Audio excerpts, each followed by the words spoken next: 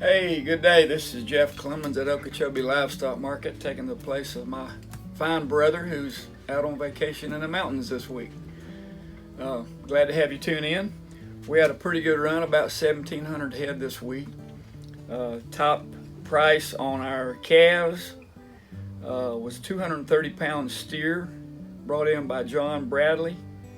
Cost $182.50, bought by Rush Creek. And on the cow slaughter side, we had a 58-cent cow that was about 1,100 pounds, brought in by Martha Humphreys from LaBelle and bought by Florida Beef. The trend this week was a little better. Butcher prices were up maybe $2 or $3, and the good calves were up as well, maybe a couple dollars. The trend on the plainer cattle could have been a little bit better, but most of the plain cattle were about steady. We don't really know what to tell you as far as the future. It's kind of uncertain.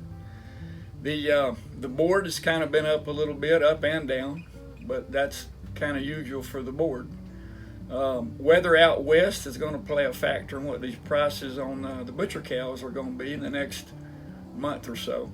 When they get bad weather out there, the butcher prices will be a little better here.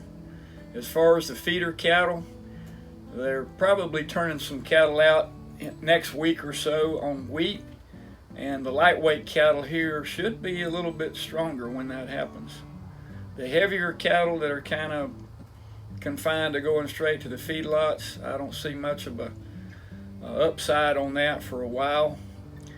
I'm not real optimistic. If we get that president back in next year, I'm going to feel a lot better about things. But until then, it's kind of up and downish. I don't know really what to say the trend's going to be.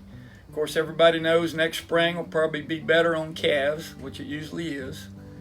And even the early months of next year will be real good on slaughter cows because the supplies will be dwindled down.